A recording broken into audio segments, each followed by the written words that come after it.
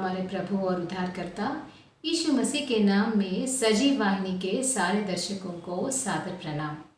हमारा ये Hindi virtual live service आप हर रविवार 8:30 बजे यूट्यूब और फेसबुक में देख सकते हैं। दाऊद महाराज ये कहते हैं, तेरी उपस्थिति में आनंद की भरपूरी है। प्रभु में आनंद भरपूर पाने के लिए प्रभु में बने रहना है, प्रभु के वचन में बने रहना है और प्रभु के प्रेम में बने रहना है। चलिए इसी विश्वास के साथ प्रभु जी की उपस्थिति में आज आनंद भरपूर पाएं।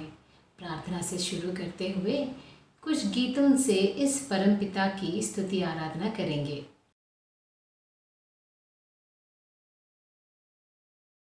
हम प्रार्थना करें। सभी आंखें बंद कीजिए। हमारे प्रेमी दयालु स्वर्गीय पिता परमेश्वर, अभी तक आपने संभाला, पिछले हफ्ता पूरा संभाला, इसके लिए धन्यवाद देती हूँ परमेश्वर पिताजी। सजीव वाहिनी में हम जितने भी बहनें भाइयों जुड़ते हैं प्रभु जी, उन सबों को आपके हाथों में देते हैं प्रभु जी। इस वर्शिप में प्रभु जी आप सहायता मदद कीजिए परमेश्वर पिता। जितने बहनें जितने भाइयों इन्वॉल्व हैं सबों को आप आशीष देना परमेश्वर पिता। जो गीतों के द्वारा आपकी स्तुति और महिमा करते हैं प्रभु जी, उन्हें आशीष दीजिए परमेश्वर पिता और आत्मा से भरकर आपकी स्तुति और आराधना करने पाए परमेश्वर पिता। जो भी वचन से सुनाते हैं परमेश्वर पिता, उनको भी आत्मा से भर दीजिए परमेश्वर पिता। और जो जो वचन सुनते हैं परमेश्वर पिता, उनको अपने हृदयों को खोलकर बैठने के लिए उनके हृदयों में कार्य कीजिए परमेश्वर पिता, सहायता कीजिए। हम जितने भी भाई बहन लोग इस सेवा में भाग लेते हैं और परमेश्वर पिताजी इस कार्यक्रम में जुड़े हैं, सहायता करते हैं, उन सबों को आपके हाथों में सौंपते हैं प्रभु जी। आप सहायता मदद कीजिए परमेश्वर पिता। सारी कार्यक्रमों को आपके हाथों में सौंपती हूँ प्रभु जी, आप मदद कीजिए परमेश्वर पिता। हर एक व्यक्ति को आप इस्तेमाल कर रहे हैं परमेश्वर पिता, इसके लिए धन्यवाद प्रभु जी। सारे लोगों को परमेश्वर पिता आपकी स्तुति और आराधना करने में आप और अधिक से अधिक इस्तेमाल कीजिए परमेश्वर पिता। परमेश्वर पिता आत्मा और सच्चाई इसमें भर कर प्रभु जी आपकी स्तुति प्रशंसा करने वाले होने पाए परमेश्वर पिताजी। आप सहायता मदद करना प्रभु जी। इस सजीव वाहिनी को और एक बार आपके हाथों में सौंपती हूँ प्रभु जी। सारे भाई बहनों का आप आशीष दीजिए और परमेश्वर पिता इस संडे वर्शिप में आप सहायता करना प्रभु जी। जितने स्तुति और भेंट चढ़ाते हैं आपको प्रभु जी, उनके साथ संग रहना परमेश्वर पिता। इस छोटी सी विनती हमारे प्यारे प्रभु उद्धारकर्ता यीशु मसीह के नाम से मांगती हूँ, आमीन।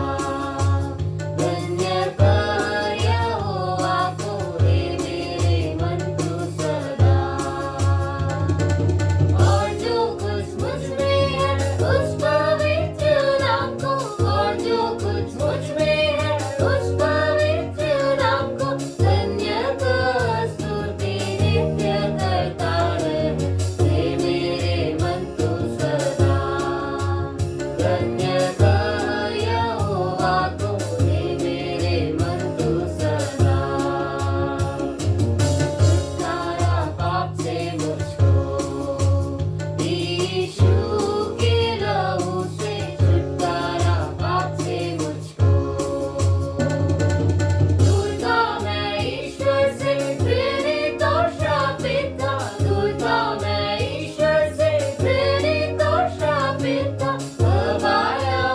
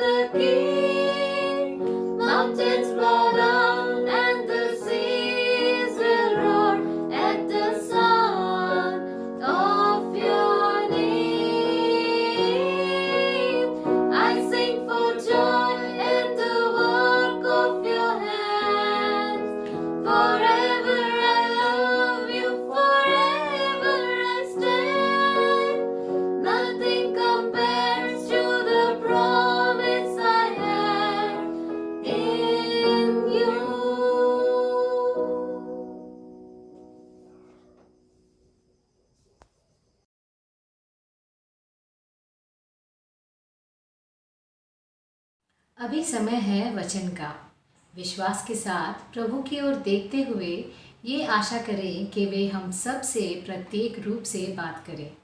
चलिए सुनते हैं प्रभु के वचन उनके दास के द्वार।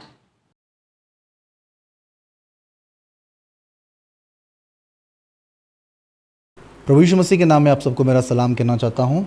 आशा करता हूँ आप इस भयंकर महामारी में सुरक्षित और प्रभु के तले चंगे और बहुत अच्छे हैं। आइए प्यारे भाइयों, प्रभु यीशु मसीह की मदद मांगते हुए हम लोग वचन की ओर बढ़ेंगे। हमारे प्यारे स्वर्गीय पिता परमेश्वर, हम तेरा धन्यवाद देते हैं सुंदर समय के लिए। प्रभु जी, सुबह से लेकर शाम तक तुम्हारे साथ रहा, हमारे हर काम में तूने सहायता मदद किया, हमारे हर जाने में आने में प्रभु जी तूने मेरी सहायता किया, इसलिए तेरा धन्यवाद देना चाहते हैं। प्रभु जी, इस सायंत्रकाल समय में प्रभु जी हम तेरे चरणों तले आए हुए हैं। कुछ वचन प्रभु जी आज हम अपने आत्मा को मदद देने के लिए, आत्मा को प्रभु जी तेरे और पास खींचने के लिए, प्रभु जी थोड़े वचन हम लोग सीखने के लिए तेरे चरणों तले आए। हमें तू तेरे वचनों के द्वारा सिखा प्रभु जी। ये छोटी सी विनती प्रभु यीशु मसीह के नाम से मांगता हूँ, सुन और कबूल करो पिता, आमीन। प्यारे भाइयों, आज हम लूका रचित सुसमाचार में उसका 12वीं अध्याय, लूका रचित सुसमाचार उसका 12वीं अध्याय 41वां वचन से कुछ वचन मैं सब आपके लिए पढ़ना चाहता हूँ। तब पतरस ने कहा, हे प्रभु, क्या यह दृष्टांत तू हम ही से या सबसे कहता है? प्रभु ने कहा, वह विश्वास योग्य दास, बुद्धिमान भंडारी कौन है जिसका स्वामी उसे नौकरों चाकरों पर सरदार ठहराए कि उन्हें समय पर भोजन सामग्री दे। प्यारे भाइयों, यहाँ पे पतरस जो प्रभु का शिष्य है, वो प्रभु के पास आके एक प्रश्न पूछ रहा है कि जो उपमान या जो दृष्टांत या जो पैराबल्स हम लोग जो कहते हैं उसे क्या तू हमसे कह रहा है या जो सब लोग उससे तू कह रहा है? प्रभु यीशु मसीह उसका जवाब देते हैं, क्योंकि प्रभु यीशु मसीह दृष्टांतों में हर एक चीज़ परमेश्वर बता रहा है। दृष्टांतों में, पैराबल्स में या उपमानिक रीत में परमेश्वर जो बता रहा है वो छोटी चीज़ नहीं है, और वो हर एक चीज़ जो परमेश्वर पैराबल्स के तौर पे बता रहा है या उपमान के तौर पे बता रहा है या दृष्टांत के तौर पे बता रहा है, वो है स्वर्ग के लिए। स्वर्ग का राज्य कुछ इस प्रकार है, ऐसे करके प्रभु जी बता रहे हैं। स्वर्ग का राज्य उस राजा के बेटे के शादी के प्रकार है, ऐसे बताया। स्वर्ग का राज एक राई के दाने के बराबर है। इस प्रकार बहुत से एग्जाम्पल्स, बहुत से उपमान, बहुत से पैराबल्स प्रभु यीशु मसीह ने इस दुनिया में जब था उसने बताया। देखिए, हम लोग छोटे बच्चों को भी जब बड़े बड़े चीज़ छोटे बच्चों को एक्सप्लेन करते समय हम लोग क्या कहते हैं, छोटे छोटे चीज़ों को एक्सप्लेन करते हुए हम लोग बड़े बड़े चीज़ों को समझाते हैं। जैसे किंडरगार्टन के लोग बच्चे जाते हैं, किंडरगार्टन या नर्सरी को बच्चे जाते हैं, तो उन लोग को डायरेक्ट सेंटेंस हम लोग फॉर्मेशन नहीं सिखाते या उनको वर्ड्स फॉर्मेशन नहीं सिखाते, उनको अल्फ़ाबेट सिखाते रहते, ए बी सी, इस प्रकार फर्स्ट उनको अल्फ़ाबेट सिखाते। अल्फ़ाबेट से लेकर 2 वर्ड्स का, 2 अल्फ़ाबेट्स का कोई एक वर्ड दिखा देंगे, उसके बाद 3 अक्षर का, उसके बाद 4 अक्षर का। इस प्रकार छोटे छोटे बच्चों को बड़े बड़े सेंटेंस फॉर्मेशन करने के लिए प्रभु जिस प्रकार लोग जिस प्रकार ये एग्जाम्पल यूज़ करते हैं, प्रभु उसी प्रकार स्वर्ग के राज्य के बारे में लोगों को बताने के लिए प्रभु यीशु मसीह इस पैराबल्स का उपयोग कर रहा है। यहाँ पर पतरस आके कहता है कि प्रभु जी, जो दृष्टांत तू हमसे कह रहा है, या क्या सबसे कह रहा है या सिर्फ हमसे कह रहा है?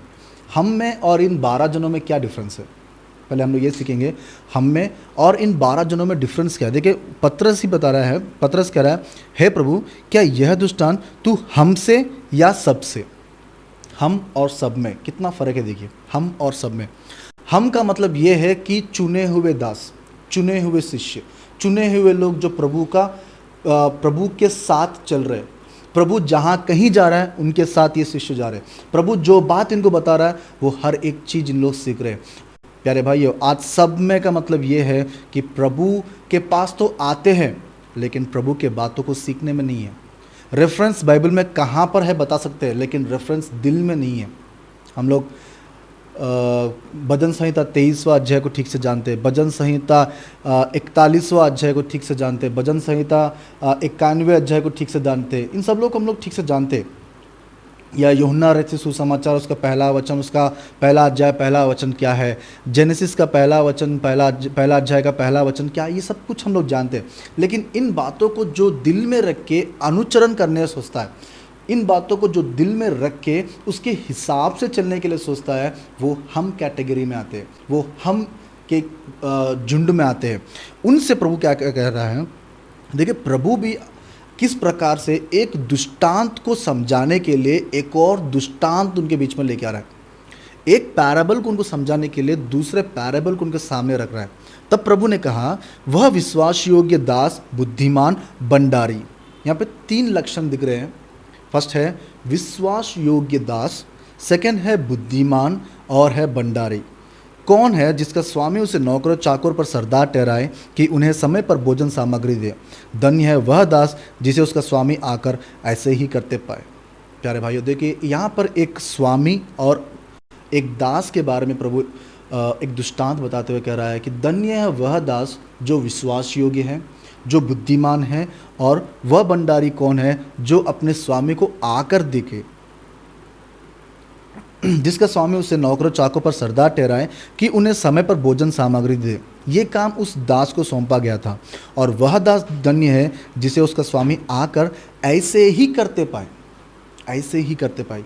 स्वामी की इच्छा यह है कि जो दास को मैंने काम दिया है उसके हिसाब से वो करते ही रहे, या स्वामी उस परिस्थिति में या उस सिचुएशन में या उस प्लेस में है या नहीं, दास उसी ओबीडियंस से देख रहा है कि सोच रहा है कि मैं अपने स्वामी की इच्छा को पूरी करूं।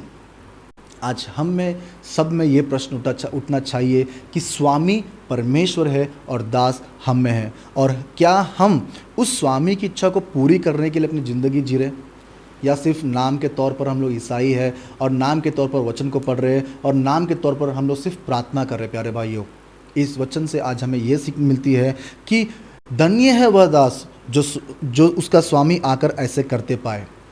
कि प्रभु यीशु मसीह कब आने वाला है कोई नहीं जानते प्यारे भाइयों, और उन सब से कह रहा है कि प्रभु यीशु मसीह जब इस दुनिया में था सबसे प्रेम और मेल मिलाप और पवित्र बने रहो करके परमेश्वर बताया, और हर एक स्वामी से हर एक दास से प्रभु यीशु मसीह यही स्वीकार करना चाहता है। 45वां वचन में देखिए क्या है, परंतु यदि वह दास सोचने लगे कि मेरा स्वामी आने में देर कर रहा है, और दासों और दासियों को मारने पीटने लगे और खाने पीने पियक्कड़ होने लगे, तो वह दास का स्वामी ऐसे दिन जब वह उसकी बाट जोता ना रहे और ऐसी घड़ी जिसे वह जानता ना हो आएगा और उसे भारी दंड देकर उसका भाग अविश्वासियों के साथ ठहराएगा।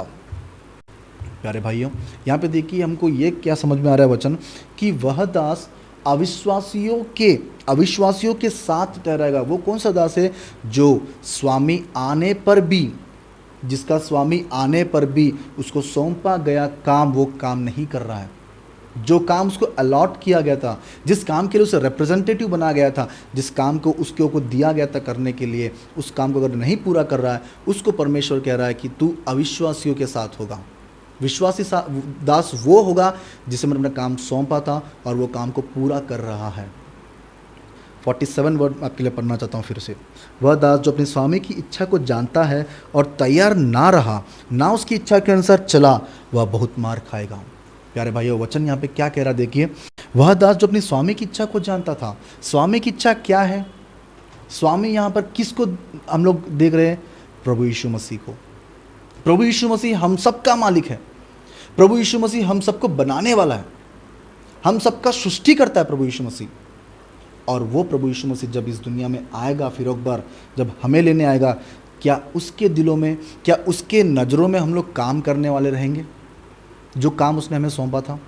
प्यारे भाइयों, आज उन सब में जितने काम परमेश्वर ने हमें दिया है, उन सब में मैं आप लोगों को एक बहुत ही महत्वपूर्ण काम आपको बताने वाला हूँ। बहुत ही महत्वपूर्ण लक्ष्य, बहुत ही वेरी इम्पॉर्टेंट लक्षण जो प्रभु यीशु मसीह सबसे पहले हमें देखना चाहता है, वो ये है। मत्ती रचित सुसमाचार उसका 5वां अध्याय,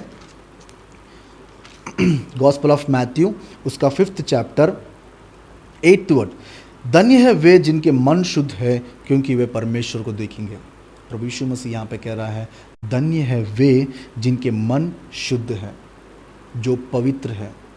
उन लोगों से प्रभु यीशु मसीह बहुत ही खुश होता है, और उन सब लोगों को, जो लोग अपने मनों को शुद्ध करके रखे हुए, जो लोग पवित्र है, उन लोग प्रभु परमेश्वर को देखेंगे, लोग परमेश्वर को देखेंगे। प्यारे भाइयों, आइए हम लोग इस वचन को देखेंगे कि किस प्रकार प्रभु परमेश्वर और प्रभु यीशु मसीह और हमारा सबका आदरणकर्ता पवित्र आत्मा, हम सबका हेल्पर पवित्र आत्मा, इन सब लोगों ने मिलके किस प्रकार हमें बनाया था। देखेंगे उत्पत्ति का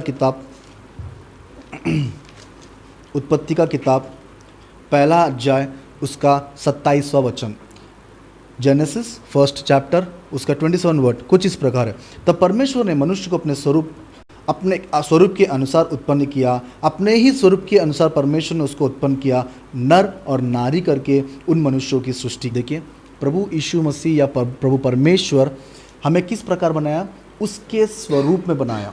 जिस प्रकार वो है उसके स्वरूप में हमें बनाया। और वो किस प्रकार है पता है? पत्रस की पहली पत्री उसका पहला अध्याय 15वीं वचन देखिए। 1 पीटर 1 चैप्टर 15th वर्ड, पर जैसे तुम्हारा बुलाने वाला पवित्र है वैसे तुम भी अपने सारे चाल चलन में पवित्र बने रहो। प्रभु यीशु मसीह या प्रभु परमेश्वर, पिता परमेश्वर, खुदाबान परमेश्वर हमसे यही आशा रखता है कि हम सब लोग सबसे पहले लक्षण हमें देखें कि हम पवित्र है। आज हम अपने जीवन को देखेंगे।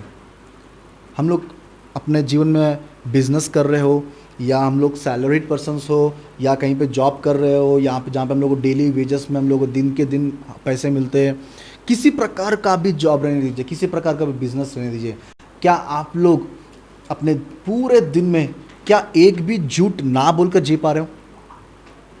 एक भी बुरे विचार ना आते हुए आप लोग जी पा रहे हो क्या? नहीं पा रहे भैया। दुनिया इस प्रकार हो गया है कि अगर बुरे विचार या झूठ या छल या ईर्ष्या, इस सब भावों में दुनिया इतना डूब चुका है कि आज हर एक काम में देखिए कुछ ना कुछ ईर्ष्या दिखेगा, कुछ ना कुछ लोभ दिखेगा, कुछ ना कुछ लालच दिखेगा। कहीं ना कहीं हमें झूठ बोलना ही पड़ता है, कहीं ना कहीं हमें झूठ बोलना ही पड़ता है। प्यारे भाइयों, प्रभु यीशु मसीह हमसे कहना चाहता है कि तू अगर मेरा दास होना चाहता है, तू अगर मेरा बंदा होकर रहना चाहता है, तो सबसे पहला लक्षण परमेश्वर ये कहना चाहता है कि तू पवित्र बना रहे। तू पवित्र बना, क्योंकि मैंने तुझे पवित्र बनाया था, लेकिन तू किसी और के बातों में आकर उस पवित्रता को तूने खो दिया था। और वो कौन है? वो है शैतान। जिस प्रकार पहले पुरुष आदम को धोखे में लाकर उससे पाप करवाया था, आज भी वही शैतान हम सबको धोखे में लाकर पाप करवा रहा है। हम सबसे पाप करवा रहा है। देखिए आदम के लिए किस प्रकार का उदाहरण लिया गया। अय्यूब का किताब 31वां अध्याय, book of job 31 chapter 33 word, यदि मैंने आदम के समान अपना अपराध छिपा कर, आदम ने क्या किया था? अपराध किया था, और उस अपराध को उसने छिपा दिया था अपने पास कि मैंने नहीं किया था ये, तू जिस स्त्री ने मुझे दिया था उस स्त्री ने मुझे दिया। होशिया का किताब देखिए, और एक वचन, होशिया का किताब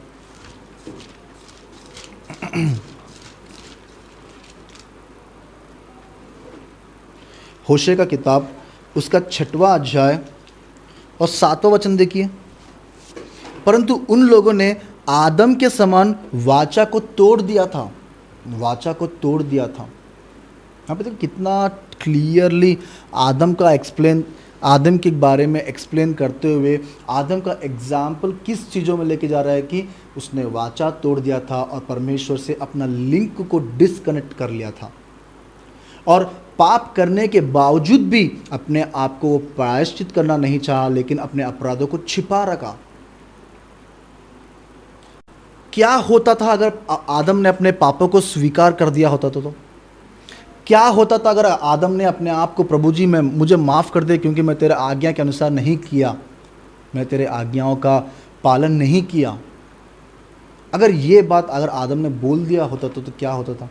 आदम ने छिपा के रखा और वे दोनों छिप गए थे झाड़ों के बीच में जब प्रभु चल के आ रहा था उस अदन की वाटिका में, क्योंकि प्रभु का वचन उनको भारी पड़ गया। हमारे घरों में वैसे होता है, कभी कभार अगर हमारे घर में छोटे छोटे बच्चे हैं, अगर वो हमारे बात नहीं माना और हमें उसे बुला लिए समझो, और वो छिपकर, या प्रोग्रेस रिपोर्ट में अगर मार्क्स कम आ गए, या स्कूल में से कुछ कंप्लेंट आ गया, या कुछ खेलने में आते समय लेट हो गया और माँ पिता को कंप्लेंट दे दी ये मेरा बात नहीं सुन रहा है, तो वो जाके बेडरूम में बैठ जाएगा और पापा आते ही बेटा कहाँ पर है बोलते वो छिपेगा, क्योंकि उसने आज्ञा का पालन नहीं किया। क्या आज भी हम लोग उसी प्रकार है? आज्ञा के पालन ना करने पर भी हम लोग प्रभु से छिप रहे हैं क्या? इस प्रकार ना रहे। पवित्रता को हमें खोना ही नहीं चाहिए। जो पवित्रता परमेश्वर ने हमें दे दिया है, उस पवित्रता को पकड़ के रखो, उस पवित्रता को पकड़ के रखो, क्योंकि पवित्र बने रहना ही सबसे बड़ा पहला लक्षण है ईसाई भाई या बहन का। सबसे पहले अपने आप को पवित्र रखो, उसके बाद तुम अपने क्रियों में या अपने विश्वासी यात्रा में या अपने आत्मिक जीवन में कुछ और काम करो।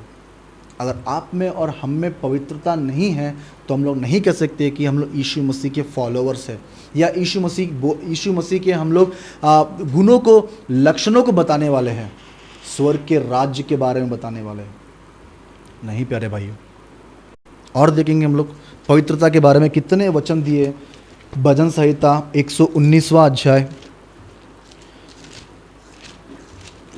भजन संहिता 119वां अध्याय, उसका 9th वर्ड, जवान अपनी चाल को किस उपाय से शुद्ध रखे, तेरे वचन के अनुसार सावधान रहने से। जवान के बारे में परमेश्वर बता रहा है कि तू किस प्रकार शुद्ध रह सकता है। शुद्ध का मतलब पवित्र, शुद्ध का मतलब पवित्र। तू किस प्रकार शुद्ध रह सकता है?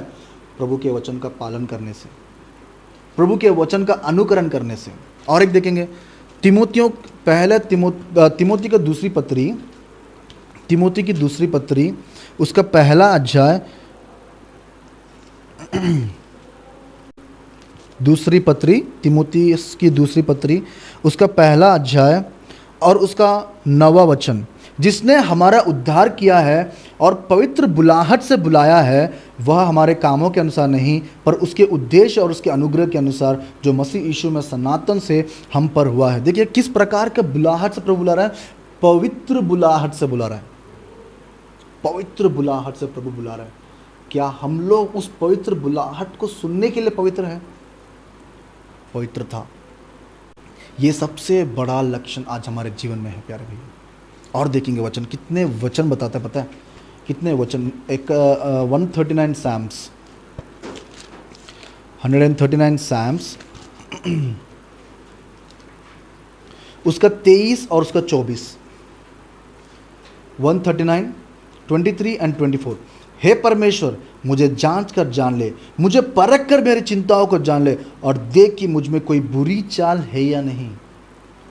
इंग्लिश में अच्छा रहता है ये वर्ड। अगर हम लोग इसको डायरेक्ट ट्रांसलेट करेंगे NIV या KJV वर्जन में हमको दूसरा ट्रांसलेशन मिलता है, लेकिन यहाँ पे अगर हम लोग उसको डायरेक्ट इंग्लिश में ट्रांसलेट करते तो क्या होता है, Lord please scan me and check whether I have any guilty things in my life.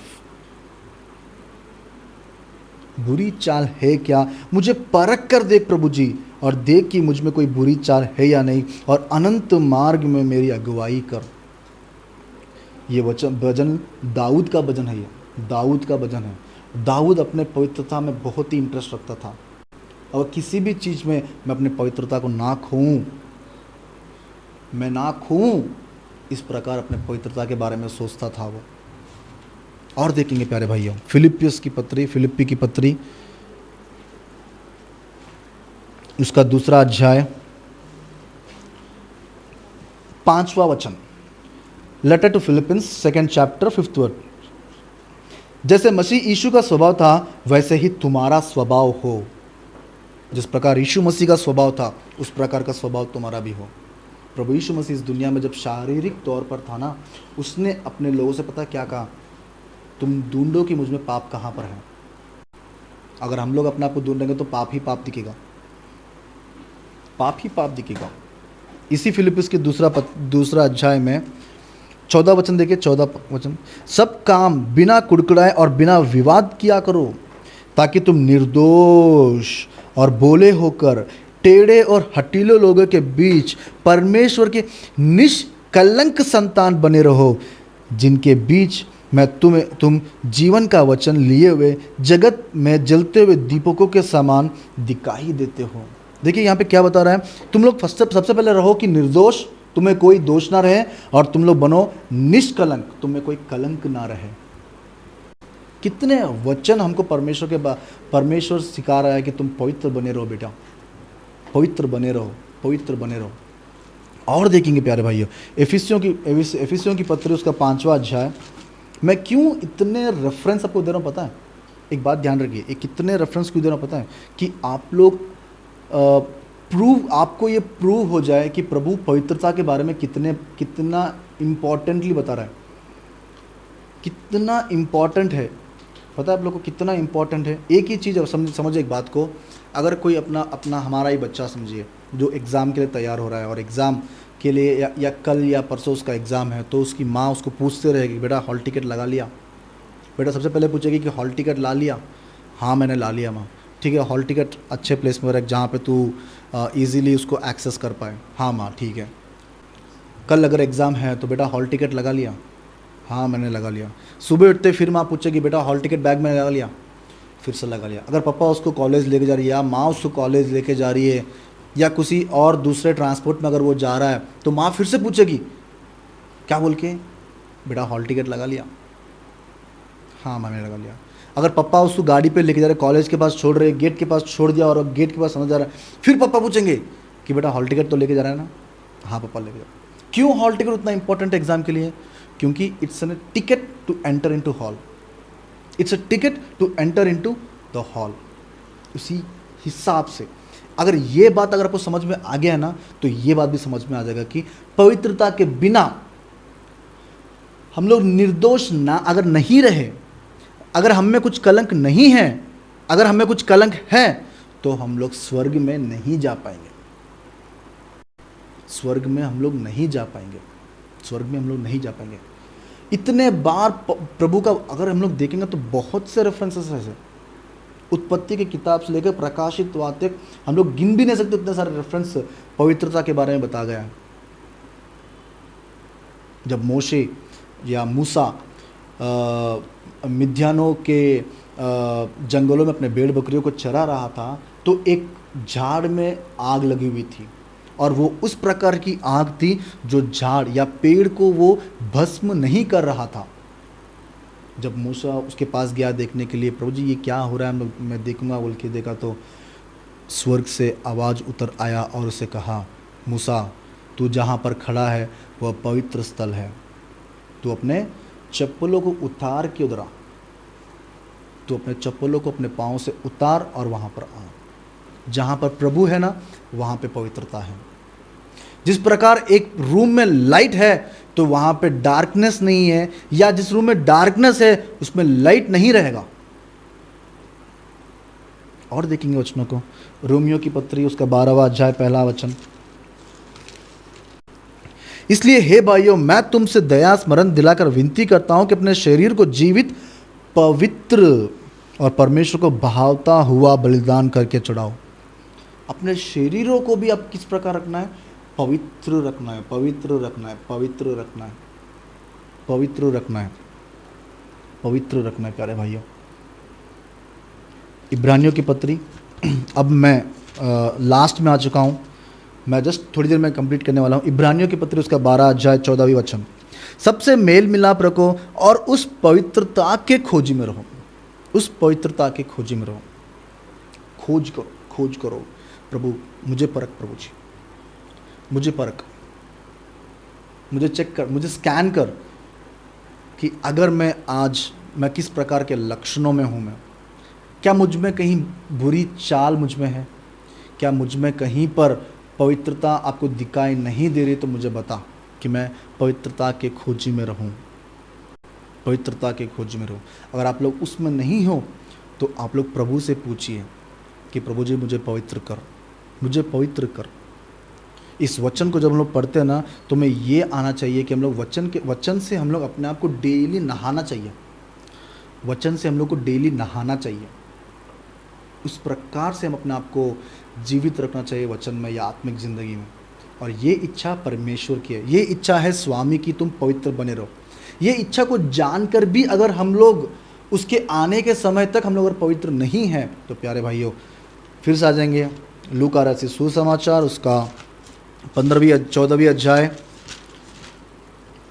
12वीं अध्याय, लूका रचित सुसमाचार उसका 12वीं अध्याय 47वां वचन। वह दास जो अपनी स्वामी की इच्छा को जानता था। प्यारे भाइयों, आज मैंने अपने स्वामी की इच्छा आप सबको बता दिया है, और वो स्वामी है हमारा खुदावंद प्रभु यीशु मसीह या पिता परमेश्वर, और हमसे वो चाहता है कि हम सब पवित्र बने रहे। यह हमारी स्वामी की इच्छा है, और इस इच्छा को अगर हम लोग जानते हुए भी हम लोग अपने पवित्रता को हम लोग हमारे पास उसको ठीक से नहीं रख पाए या उसको सुरक्षित नहीं रख पाए, तो क्या कह रहा है, और वह तैयार ना रहा और ना उसकी इच्छा के अनुसार चला, वह बहुत मार खाएगा, वह बहुत मार खाएगा।